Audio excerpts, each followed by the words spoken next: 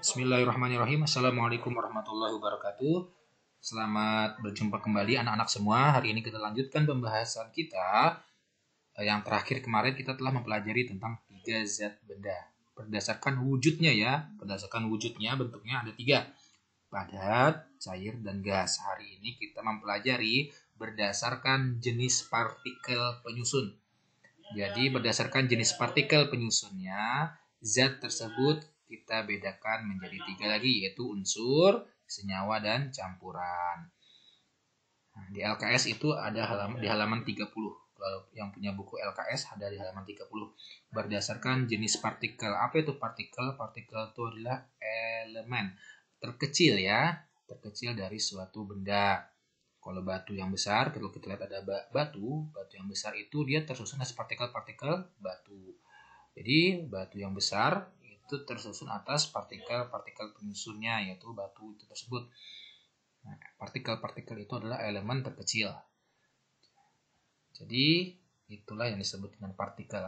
Jadi berdasarkan penyusunnya, 3 zat ini, padat, cair, dan gas, itu dibedakan menjadi 3, yaitu unsur, senyawa, dan campuran.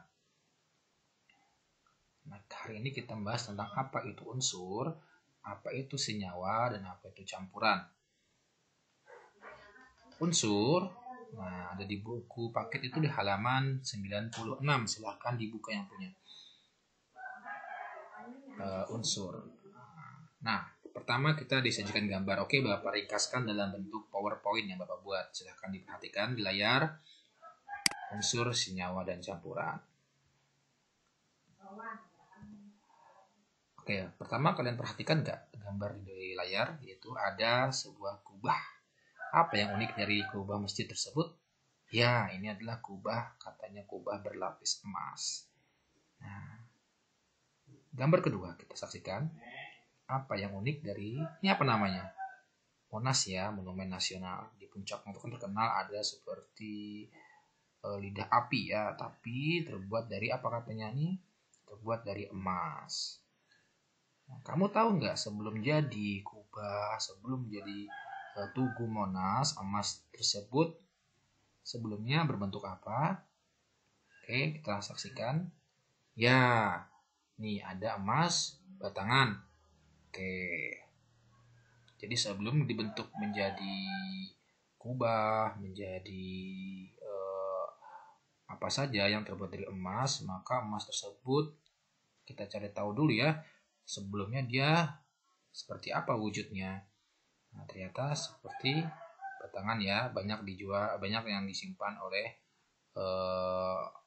para orang-orang kaya. Biasanya dia mempunyai emas batangan. Nah, adalah bentuk batangan. Oke, kita lanjutkan. Nah, ini ternyata bentuk mentah logam emas, bentuk emas dalam yang ada di alam, bentuk aslinya sebelum dia diubah menjadi batangan, lalu diubah atau dibentuk berbagai macam seperti kubah, seperti ini Tugu Monas yang sangat cantik dilihat. Nah, jadi sebenarnya emas ditemukan di alam. Nah, bentuknya seperti ini, bentuk mentahnya logam emas. Oke, sekarang kalau Bapak tanya, emas yang dibuat batangan, logam dibentuk kubah seperti ini tersusun atas partikel apa? Ya, partikel emas. Jadi emas yang besar-besar seperti ini, dia pasti tersusun atas partikel atau bagian terkecilnya itu. Partikel itu bagian terkecil, yaitu emas. Nah, oke, partikel penyusunnya adalah emas. Nah, dalam kimia, dalam IPA, dalam cabang ilmu kimia, ini nanti dipelajari dalam bab atom. Atom ya, atom, molekul, dan ion. Tapi pada dasarnya kalian harus tahu dulu tentang perbedaan 3 nama ini, unsur, senyawa, dan campuran. Nanti di SMA akan lebih dalam dipelajari tentang atom. Nah, kita lanjutkan. Tujuan pembelajaran pada hari ini, peserta didik dapat membedakan unsur, senyawa, dan campuran. Jadi kamu harus bisa membedakan unsur, senyawa, dan campuran. Terus kamu menjelaskan dan membedakan campuran homogen dan campuran heterogen. Kita lihat peta konsepnya. Jadi materi pada tiga pembahasan yaitu unsur, senyawa, campuran. Jadi bedakan atas dua, zat tunggal dan campuran. Zat tunggal ini ada dua, yaitu unsur dan senyawa bahasannya. Nah, yang campuran nanti dibedakan lagi menjadi dua. Ada campuran homogen dan ada campuran heterogen. Apa itu unsur? Kita masuk. Nah, unsur adalah zat yang tunggal atau murni ya. Zat tunggal atau murni. Tidak dapat diuraikan menjadi zat-zat lain yang lebih sederhana dengan cara kimia. Jadi zat tunggal atau zat murni ya, itu disebut dengan unsur.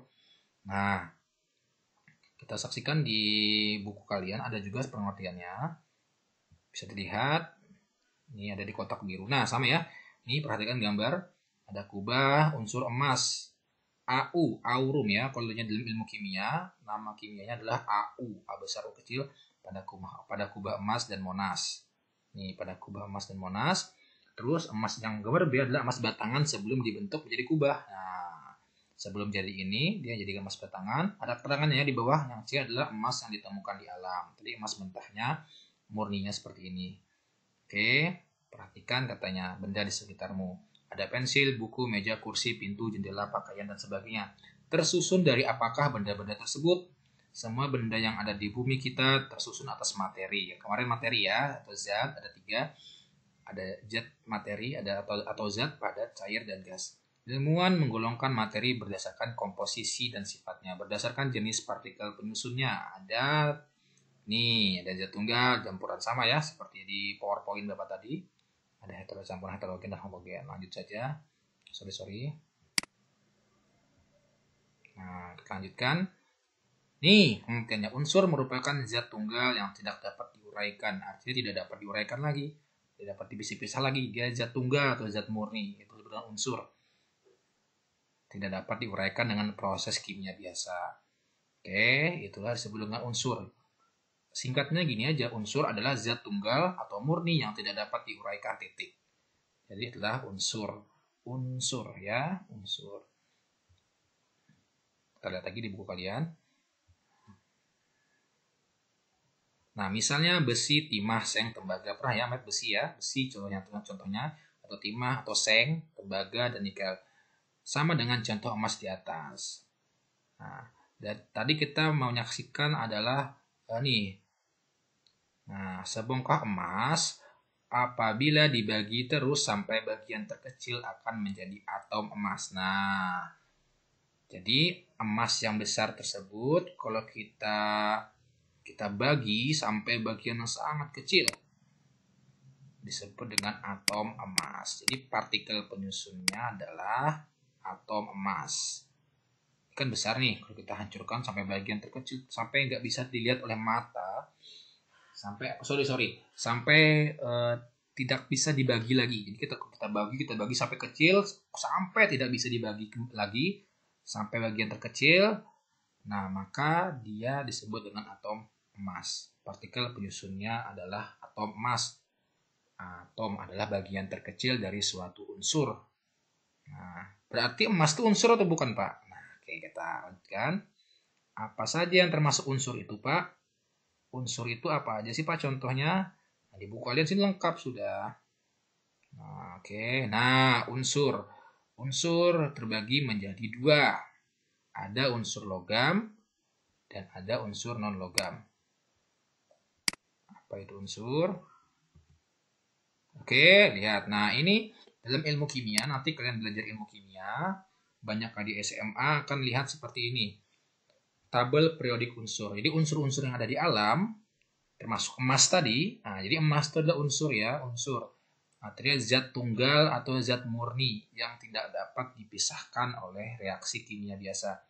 Nah, emas tadi apa? Bahasa kimia, lambang kimianya adalah AU, aurum. Kita ada nggak ini aurum? AU, emas, aurum. Nih ada nih. Nah, aurum. Jadi unsur yang ada di alam oleh para ahli kimia dipetakan dalam satu tabel periodik unsur. Ada hidrogen, litium, natrium, kalium, rubidium, cesium, francium, dan sebagainya. Ada magnesium, ada besi, niferum, ya, ada aluminium, ada air raksa, ada perak, seng, oke, dan sebagainya. Banyak ya, ini dipetakan dalam tabel periodik unsur namanya. Nanti kalian akan pelajari di SMA lebih banyak. Oke, lanjut. Nah, kata Bapak tadi unsur terbagi menjadi dua, ada logam dan non-logam. Perbedaannya ada di buku, ada juga di tabel ini, sama saja. Kalau logam itu wujudnya padat. Logam wujudnya padat pada suhu kamar, yaitu pada suhu 24 derajat Celcius. Kecuali raksa. Jadi logam yang tidak padat itu adalah air raksa. Nah, air raksa. Yang kedua, dapat ditempa dan diregangkan. Ditempa ya, dapat ditempa seperti logam besi dalam membuat keris, misalnya bisa berliuk-liuk seperti itu, ditempa. Nah, logam itu sifatnya dapat ditempa. Dan yang ketiga, konduktor listrik dan panas, dia dapat menghantarkan listrik. Kalau non logam itu ada yang berwujud padat, cair, dan gas, itu bedanya ya. Kalau yang non logam bersifat rapuh dan tidak dapat ditempa, dan non konduktor, dia tidak dapat menghantarkan listrik kecuali grafit. Ini perlu diingat. Lanjut. Nah, sekarang senyawa. Sebelum ke senyawa, ini aja dah.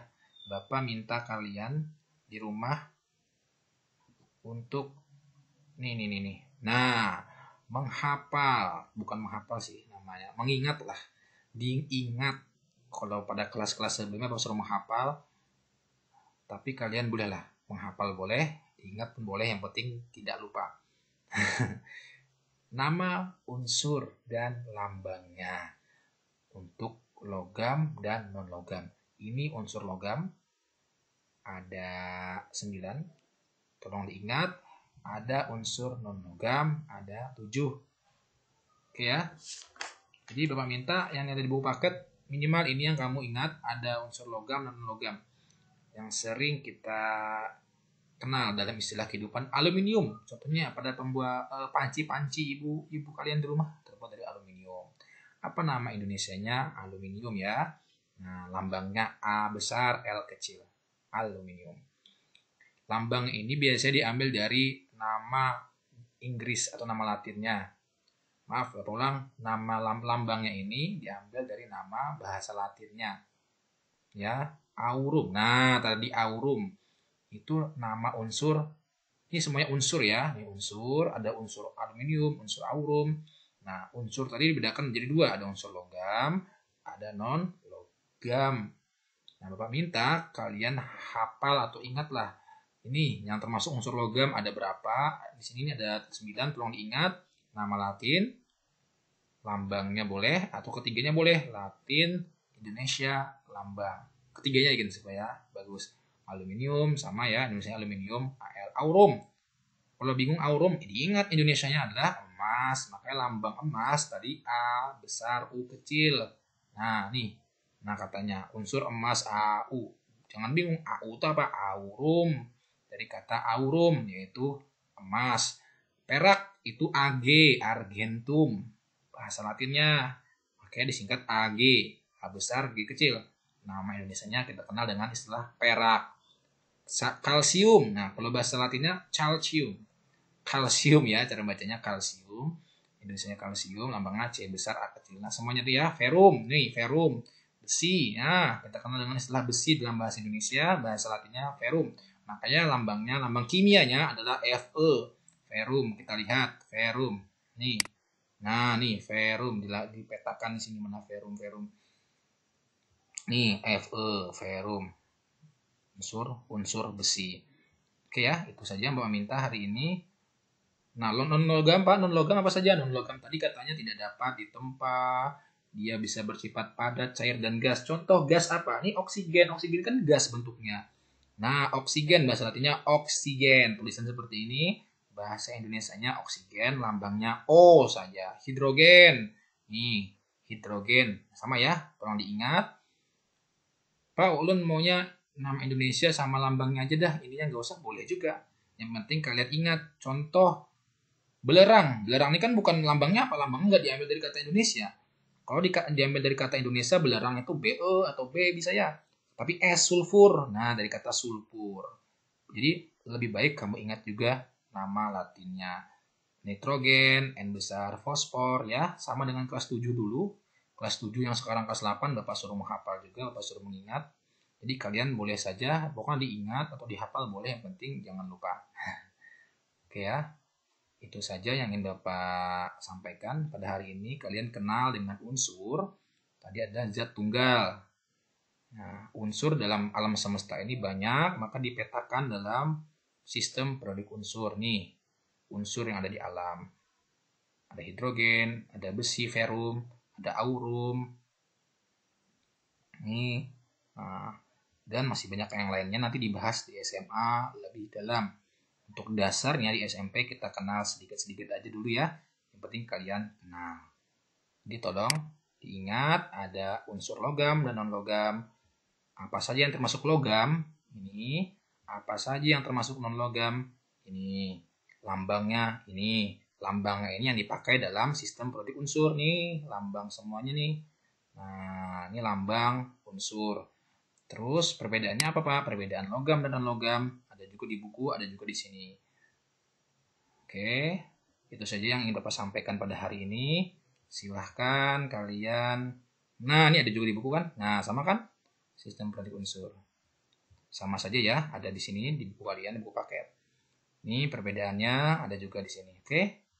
Nah, kegunaannya pun ada. Nih, oke senyawa nanti dulu dah. Senyawa kita tunda dulu pembahasannya hari ini sampai sini saja. Kegunaannya boleh kalian pahami, boleh kalian baca. Nah, yang terpenting Bapak minta hari ini kalian bisa membedakan yang mana saja termasuk unsur logam dan yang termasuk unsur non-logam. Non-logam itu artinya bukan logam. Oke, itu saja yang ingin Bapak sampaikan. Jika ada pertanyaan silahkan tanyakan di grup. Assalamualaikum warahmatullahi wabarakatuh.